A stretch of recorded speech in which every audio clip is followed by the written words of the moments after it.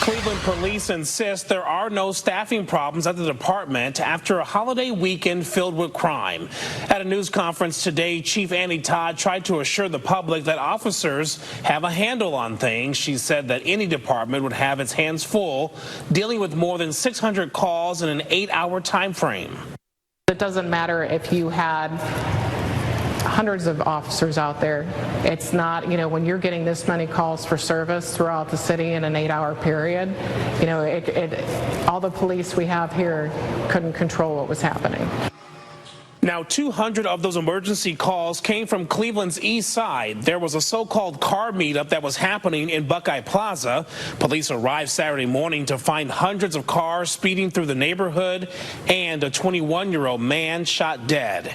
And tonight, people living in the area are telling us more about the violence happening too close to home. I'm Remy Murray, where the chaos from this 4th of July weekend has come and gone, but the remains are still here at this plaza on Buckeye Road in Cleveland. Just disgusted. These two words are all Bob Render can say as fresh tire tracks, broken car parts, and trash still cover parts of the parking lot and shops at Buckeye in Cleveland. It just makes no sense. Tearing up your own neighborhood.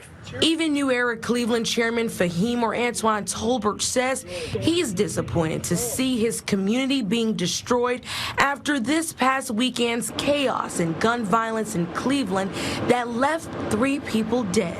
2 of my friends lost their children over this past weekend based off what happened. So anytime a life is lost, I have a personal problem. In just 8 hours, Cleveland police say they responded to 600 calls between the night of the 4th of July and the morning of July 5th. Many of those calls came from the city's southeast 4th district, where police found hundreds of cars speeding off from a car meetup at Buckeye Plaza. We are putting all of our forces out there to try to get ahead of things, but unfortunately, things do happen. A 21-year-old died as a result of this deadly shooting. Meanwhile, 4 other victims showed up at the hospital in private vehicles with gunshot wounds. Innocent people lost their life just going to a car meetup. That shouldn't be the case. While Todd says Cleveland's violent July 4th holiday weekend has nothing to do with staffing, she says their resources are limited. On a night like this, you're responding from call to call to call to call. You're not having the opportunity to just patrol your sector, patrol your zone.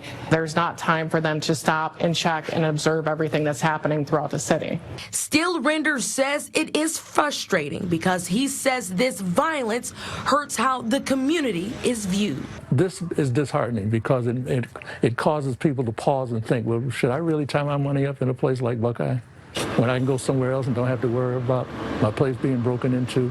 News 5 will continue to keep you updated on any new developments stemming from this last weekend. For News 5, I'm Remy Murray reporting.